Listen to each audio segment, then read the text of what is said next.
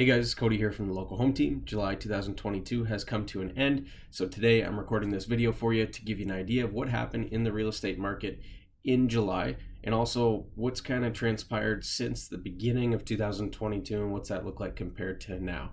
So first 3 months of 2022, the whole market was just going crazy. Our months of inventory ratio was under 1 month. Again, that's a good ratio for balancing our supply and demand and gauging where exactly that's at. So seller's market is under 5 months, buyer's market is over 7 months, so 5 to 7 is balanced, and we were less than 1 month, okay? And this brought our average sale price at the end of March to over $700,000. Now to give you an idea of what's happened since March, we've had 3 interest rate hikes from the Bank of Canada, and this is at the urgency of the federal government to control inflation because everything's gotten more expensive in Canada, as we've seen over the last year, including home prices. So fast forward to the end of July, we've had 3 interest rate hikes since March where our prices were at their peak. What's happened since then? So our months of inventory ratio has more than quadrupled. It's 4.22 at the end of July, and the average sale price for the month of July was $558,000.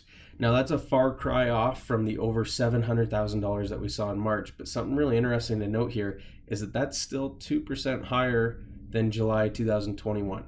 So what we did is we went up 27% from December 31st to March 31st.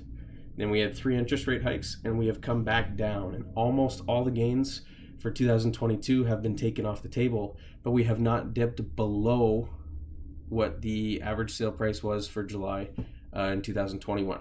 So we did this, and essentially the gains have been wiped out, but we have not fallen below that price.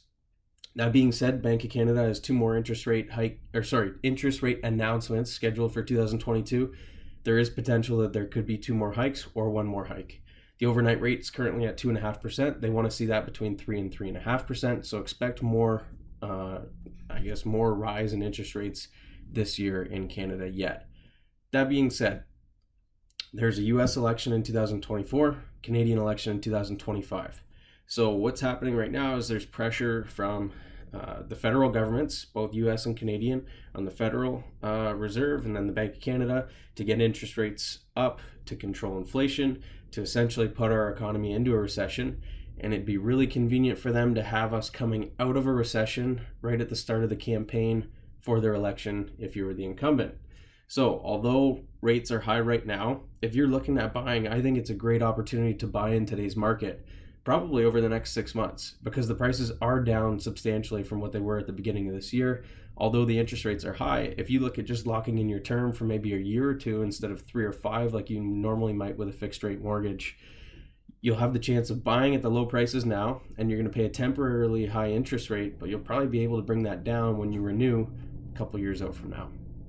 So there is some opportunity there. Now, if you're a seller, you're probably going to want to try and sell over the month of August, or you're going to want to make a contingency plan that might even include renting the property or something like that. If you really want to hold out for that high price, you might have to rent for a couple of years to get that high price. So if you can afford to carry it, rents are up because of these interest rates. So it's actually a great time to be a landlord if you already own the property and you have your mortgage locked in, because our rates have gone up this year, even though the home prices really, they're not higher than they were last year. They're about the same.